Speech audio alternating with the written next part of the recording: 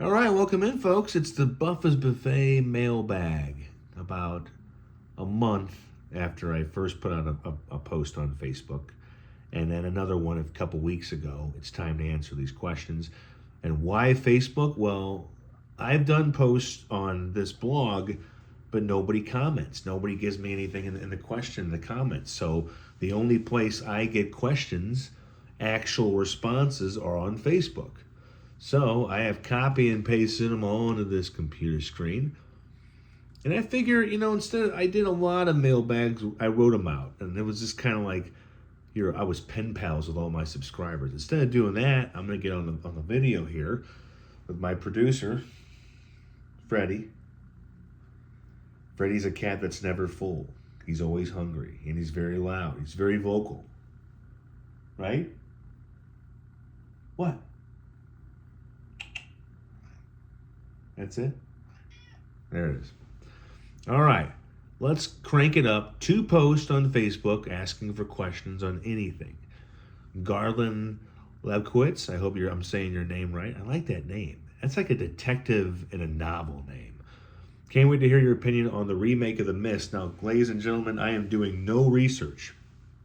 I will not be that guy that's, hold on, while you see my chin and my neck doing a search. No, I'm going to go off the top of my head. I know the news is that Mike Flanagan, who I just watched his very good movie called Life of Chuck, is going to be doing a remake of The Mist, which right now I have in my head as Thomas Jane starring in that adaptation of, I want to say, Stephen King. And it makes sense. Mike Flanagan adapted a Stephen King short story called The Life of Chuck. So he's doing the remake of The Mist, which is also a Stephen King novel. Not a bad idea. I know Stephen King loved the Life of Chuck adaptation, so I know he's giving license to Flanagan on another title. Is not a big surprise. So I'm kind of excited. Life of Chuck was awesome, so if The Mist is half of that, it will still be a worthwhile adaptation. Still going to be kind of tough to do to make his own because of how many.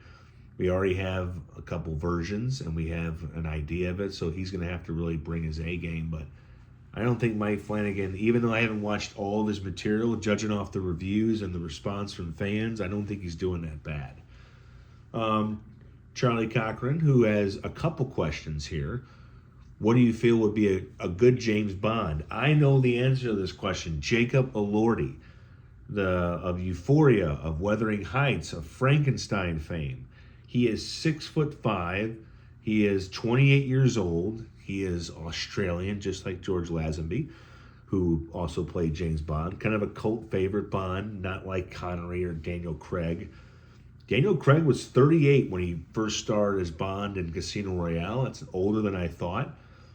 I like Jacob Elordi. I think he's kind of an actor of the moment. There's a good chance he might win for Frankenstein at the Oscars. He's only going to gather steam for the Wuthering Heights. He's going to get popularity through. He's going to get some Gosling popularity through the Wuthering Heights adaptation that Emerald Fennell took her liberties with, but I think she did it for a reason, and I think people are going to like it, judging off the first weekend. So yeah, Jacob Elordi is my Bond. He's the right age. He's younger.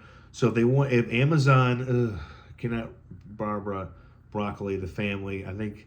Yeah, the famous name of the James Bond royalty, which sounded like the best vegetable you can eat, is no more. Now Amazon has the rights to it. So they have to pick, and I hope if they want to go be smart about it, be different, go younger.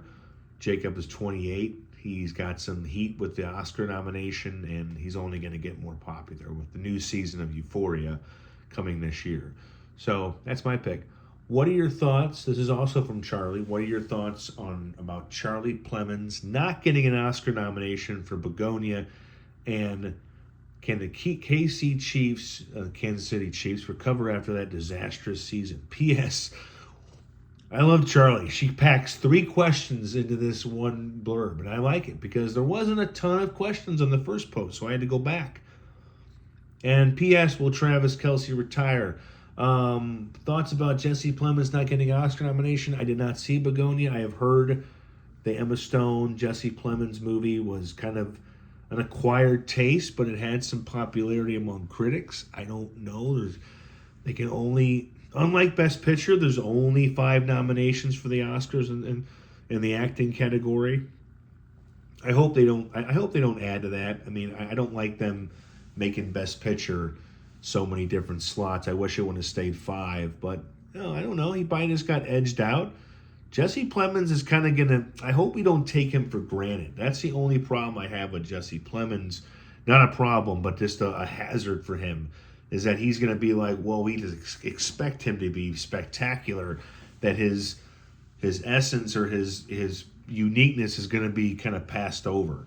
So I think. I mean, this is a guy who was hanging out with his wife on the set of Civil War, not the Avengers movie, the very real and painfully relatable movie directed by Alex Garland, where she was a war photographer. The role of a crazy soldier type psycho who is taking this scenario of the movie where the country has been split off into all these different sectors and it's 3 different heavily armed groups gunning for each other for ownership of the state. The government has been thrown. One of these characters that Jesse Plemons plays was supposed to be played by another actor, and he had to drop out. And what do you think Kirsten Dunst said? Well, hey, honey, who's probably got the kids at the park.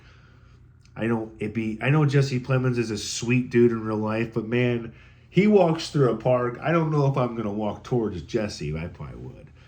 He'd be a good interview. He's kind of on my to get interview list. But Dunst kind of said, hey, my husband can do it. And Jesse Plemons played a psycho to a T.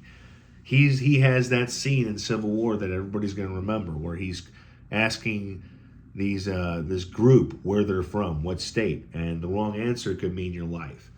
And so him not getting an Oscar nomination for Begonia is not surprising because we are going to unfortunately take Jesse for granted because of how great he is. Can the KC Chiefs recover after Patrick Mahomes' knee is going to determine their value? As a team like that I don't watch enough NFL, even though I like the Chiefs because they're like the LeBron James of the NFL. People love them, people hate him, people tolerate him. And they're just fun to watch. And Mahomes is very fun to watch. He makes there's only certain people on this planet that can get crushed by a defender and get up and be like, it's okay, dog. Like, I would be on the ground crying, asking for my mother and some cookies. But Mahomes just keeps popping up. But this past season, he did not get up. He hurt it. I think he tore his ACL. He tore one of the knee ligaments that is going to put him out. A normal recovery for a sports athlete is 9 to 12 months. So that means, with great rest and recovery, he might be ready in the early part of the season. So they will not recover until Patrick Mahomes recovers. Will Kelce retire? Man, I tell you what, it depends because Mahomes has been his teammate for a while. That's been his quarterback. And for a tight end who's getting older and has found love with Taylor Swift, get over it, NFL fans. It's a good story. We need some positivity in this current kind of climate that we're living in. I think it's a good chance. I'm gonna say 60-40. I think he doesn't want to go out on that note. So he's gonna try to maybe wait for his buddy to come back for 1 more year. So he might play 2 more years.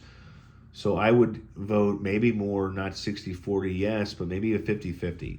Because I can also see him going, hey, I'm going to, who knows if Mahomes, when he's going to be back and if he's going to be 100%, and can Kelce's body take that kind of damage and stick around 2 more years. I think it's a 50-50. From Al Fisher, I love you, Al. Going to see you at the end of the month. We're going to, Al's the kind of guy you want to hang out with. If he asks, when he sends you a text that he wants to hang out, you don't deny Al. He's when he's the guy for Carly Schaber. It's a big deal. So Al asked a question. Please explain the new Cardinals TV situation for 2026. If I have cable and always watched on Fox Sports West, while I still watch on cable, it's just a different channel. Will I need to purchase anything additional, which I will not do. Al, that is a heck of a question that I think if MLB Network, if MLB has control, which their big outlet is, of course, MLB Network, and with blackouts, I almost had to think without looking it up, even though I want to cheat and try to look this up because it's going to be interesting how they are actually allowed. So it's essentially priced at what they said right now is $20 for a month, $100 for a season. Games will also be available via traditional cable, satellite, and over the air with 12 games on Matrix Midwest First Alert 4. So it looks like it is going to be on primarily on MLB.TV, and that there's your prices. So if you have to purchase something new, it's going to be $20 a month, which if baseball is about 25 to 28 days a month, it's not a bad deal. The shift does end the partnership with FanDuel Sports Network. So if that's where you're getting it, you are going to get it from a different spot. Matrix Midwest, and of course KMOV is going to pick up 12 games, but spring training and the regular season will be on Cardinals.TV. That is going to be an MLB-led direct-to-consumer streaming service called Cardinals.TV. So there it is, Al. $20 a month, $100 a season on a new streaming service. We are in 2026 where you watch baseball on a streamer. So if you're up for that, there you go. If you didn't purchase anything additional, Al, you said you will not do, but I think you should consider it. It's going to be a young kind of, who knows what kind of team it's going to be. I mean, Mason Wynn, Alec Burleson, J.J. Weatherholt's going to enter the fold. He's a very young guy, but he's got MLB, not just St. Louis kind of hype. Everybody's talking about the kid, so he is a Cardinal. That's a good thing. Jeff Abney, if Dustin May, the Cardinals signed him to a one-year deal worth around $12 million. If Dustin May ends up reclaiming his previous form and looks like an ace, do the Cardinals pull the trigger next offseason and lock him into a 5-year deal? No, they do not. Not next year. And not 5 years. I don't think this team is going to be doing those kind of deals. Not like forever, but I don't see that till like 28. Where Chaim Bloom, 2028 for the idiot that can't say two extra numbers. If Chaim Bloom's going to do that kind of deal, this is his first off season. He had a pretty good one. I mean, we got to wait to see how it plays out. But if Chaim Bloom wants to do that kind of a 5-year deal for a pitcher who's not old, not young, but has been up and down, I don't see that happening. So I don't think they lock him into a 5-year deal. I think they lock him into let's say he has, like you said, has a great ace type season. He bounces back big time. I'd say 3 years, but that's about it. Gregory Ye, I hope I say your last name right. If not, kick my ass if you see me in public, or you can try. Does it seem like movies in the theaters are getting longer and longer and not for the better? It seems like a 2.5 hour movie is turning into a normal thing and not an outlier. I wonder if that is part of the reason movie theaters are struggling. I think it is a legitimate question. I think movie theaters are struggling because refreshments are insanely priced. All the Avengers movies were 2.5 hours. A lot of movies, they're trending that way. They're getting longer, but there's also some shorter ones out there. And I think a lot of streamers are in the 2:15 to 2.5 hour range. But I mean, I think movies in theaters, I mean, I don't know, whatever makes it to the theater, I don't think is that long. I'm trying to think. I mean, Send Help is 1 hour and 51 minutes, I think. Shelter is 1 hour and 47. Crime 101 is a little long. It's 2 hours and 15 minutes, but I think it uses them well. I think movies are getting longer, not really movies in theaters, and I don't think that's hurting theaters. I think movie concession, nobody wants to go to the theater and not eat anything, but you don't want to have to, think about gas in your car or getting popcorn and a drink. So the next theater that has next theater that can charge whatever you want for tickets, but the next theater that has reasonable concessions will be the rescuer theaters, if that's even possible. I'm knocking stuff over. This is what happens when your producer's a cat and he sleeps on the job. Speak for yourself, or I won't feed you. According to Freddie, it's always dinner time. Linda from the Buffa family. What is the outlook for the Blues next year with a new GM? Mr. Alexander Steen, step up for this chaotic mess. It is going to be, if the season continues as it is, it's February 16th. They're the season for the regular season. The Blues, unless they pull a rabbit out of their ass, are not going to make the playoffs. So I would think that, what do we have? Like 2 more months of a season. They're in for a rebuild. I mean, I don't see how they can. I mean, look, I don't think they should trade Robert Thomas. I would trade Kyrou over Thomas. I know Kyrou can put up goals. I know he can take over games, but then he'll be like Bennington in the net. Not this year, Bennington, but more like the guy who can just be streaky. Like, Kyrou can turn it on. I think Thomas is essential to any kind of a team, especially a rebuilding or a contending team. But I do think it's going to be a thing where you're going to have to find a new home for Bennington. And that's going to be the start of the rebuild. Maybe Alexander Steen and Doug Armstrong, who will be kind of overlooking from above. He's not going far. I mean, he's just got a new title. That'd be bad if it was Mozeliak was still in the building with Chaim Bloom at Busch Stadium, which thankfully he's not. But Doug Armstrong is going to be helping out Alexander Steen. But I think they're in for a rebuild, and it's going to be a thing where finding a new home for Bennington is going to be the start of that rebuild. I don't think Kyrou is obviously going to move. If anybody like Thomas or Kyrou move, I think it's going to be in the off season, or unless they can really find a trade partner. But Bennington is a guy who we're seeing in the Olympics right now is a big game goaltender. The Blues aren't going to be playing any big games for a while, so that means you have to look for a contender who is in a playoff spot right now, theoretically, or you have to find one of those bubble teams that needs a goaltender. Because Bennington will go there and he might go possibly win another cup or take a team to the first or second, third round of the playoffs. But it's not going to happen here. So the rebuild will happen with Mr. Bennington leaving. So good luck, Mr. Alexander Steen, owner of the best nose in Blues history. You have a big plate to clear for being a new GM. And it's good that he's a former player and he has good relationships around St. Louis. It's going to help him do his job. Mark Williams, His and Hers on Netflix, your opinion. I wrote an article about this, Mark. If you're a subscriber, you would know that. But I'm gonna say that my recollection of the show, which when you watch as much movies and TV as me, it almost gets recycled. But it's good. The Who, I don't think you will see coming. I think we all want to point fingers at a certain character, and Bernthal and Tessa Thompson play it very well. It's not, I think it's 6 episodes if I recall. It's not 8 or 12 or it just 10 episodes where it just runs and runs and there's so much fluff. Like certain shows can do it, like The Pit on Max, which covers a one shift. It's not a show that covers people throughout weeks and months. It's literally one shift and it's 15 hours. So that makes it work. But if His and Hers was 15 hours, I would return to His and Hers to whoever made it.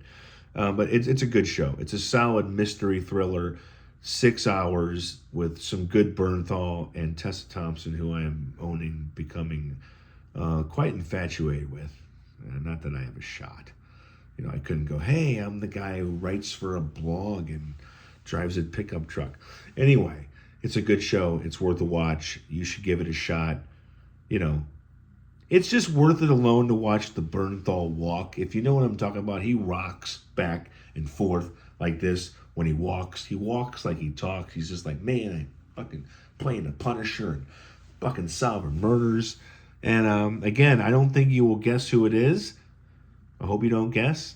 I didn't. I was like, what? But it's a good show with a good twist and a good reveal. Let's see who's next. Who will lead the Cardinals in homers? Ivan Herrera. is going. I think if there's, this is why you should watch the Cardinals. I'm going to write about this. I'm not going to give it all away. There's a few reasons you should watch the Cardinals in 2026, and Mr. Herrera is one of them. This is a guy who's probably going to be a DH. He's going to make a good run at catching, but they have other better defensive options than a project. And you don't have to have a project everywhere on this team. You already have what's Jordan Walker going to do, what's Nolan Gorman going to do, what's you start getting tired of all the uncertainty. But Ivan Herrera is going to mash 25 to 30 home runs. You heard it here first. But yeah, coming soon, deep tease. 3 to 5. I love 5. 5 things in my mind. But there'll be 3 to 5 or 80. No, there's not 80. A few reasons to watch this Cardinals team this year. It's not all bad, folks. It's just not going to be any playoffs for a while unless they pull 2 rabbits out of their ass. The Blues have to pull 1. The Cardinals have to pull 2. We could have 2 rebuilding teams, major sports teams in the St. Louis area. Everybody buy more bourbon. Rach Lynn, I love you, Rach. You're awesome. Top 3 current female actors and why. Can't be comics or daytime hosts, but TV or movie actors. Sorry, Nikki Glazer, can't be you. You are my second favorite Nikki. Top 3. Is this just ones that I like? Okay, but it's not that way. All right. Let's see. I don't want to answer. I love Jessica Chastain. I think she's perfect. Whenever she shows up in a movie, I'm like, okay, I like it. I mean, Molly's Game I can watch every day. She's also the best part of Lawless, and that's a cast that has Tom Hardy and, not crazy in real life, but really talented Shia LaBeouf, Guy Pearce. But she's really good. When she shows up in a movie, I am very excited. Zero Dark 30. I don't think a lot of people can have played that role that way. She didn't choose scenery, but she played the role. She played the role the way the movie needed to. Like Catherine Bigelow's movie would not be as effective with a different actress in the lead role. I'm a big fan of Viola Davis. I mean, as far as top current female actors, you can't not have Viola Davis, who just proved this last year that she could play a president who kicks the shit out of people, and including Anthony Starr of Banshee and Homelander fame. Viola Davis in anything, playing Michael Jordan's mother, playing a female president who can fight, playing just about any role. I mean, Amanda Walter, I think I'm saying her last name right, from the DC Comics. I mean, from the Suicide Squad. Just her and Idris Elba facing off in that one scene. Like, she wasn't afraid, even though Idris Elba was about 2 feet taller than her, it seemed like. But she's great. Oh, Rebecca Ferguson for my third. Look, I have had a giant crush on that Swedish queen since the Mission Impossible movie where she had to revive Tom Cruise, who had merely drowned trying to exchange key cards. And let's just say that I would drown if Mrs. Ferguson or Miss Ferguson would revive me. But yeah, that's it. Top 3 current female actors on the spot. And that's what I answered. That's all the questions. 23-minute podcast. Most of my podcasts, which are done on my lunch break from Crescent Plumbing Supply, are, after I do a certain pod for a certain someone, I do about a 10-minute pod, 12-minute pod. Well, this one's 24 minutes. Thank you, Rach, Mark, Linda, Gregory, Jeff, Al, Charlie, and Garland for the great questions. I might do another one in another month. I hope to get good questions. I like all the different ones. I try to answer what I can and not sound like an idiot, but not sound like a guy who goes, well, I know the answer to this question, but I don't know, and I'm going to speak anyway. If I don't know, I will tell you. But some good stuff. Mystery Make, who's going to play James Bond, Jesse Plemons not getting an Oscar nomination, the Chiefs' future, the Cardinals' TV future, Dustin May, who hopefully grows a fine, awesome ginger beard and has all of his strength back after having a couple really unfortunate surgeries. Gregory, asking about movie theaters. I don't think the length of theaters is the reason for movie theaters failing. The Blues outlook, bourbon. His and hers, Bernthal Thompson. Cardinals home run leader. His name's going to be Yvonne Herrera. Rach Lynn, and asking about top 3 current female actors, which I did. There's a Viola in there. Everybody have a good day. It's Monday is almost over. I'm going to post this probably closer to 8 or 9 p.m. I hope you enjoy it. Thankfully, my apartment has excellent signal strength, so hopefully I will upload this quickly. Thanks for all the questions. I am going to credit all of the people who asked questions in the article with the video. I'm going to have a list of all the questions copied from Facebook, just so you know you were heard. And just so it helps me not have to write anything. You're going to write my article for me. I spoke it. Have a good night. And stay tuned for the next podcast. Maybe talking about the Cardinals, reasons to watch. Maybe discussing a new Glenn Powell movie. Glenn Powell. And maybe discussing why cats never shut up. Maybe they do. I do a podcast, he shuts up. I like it. Have a good night, folks.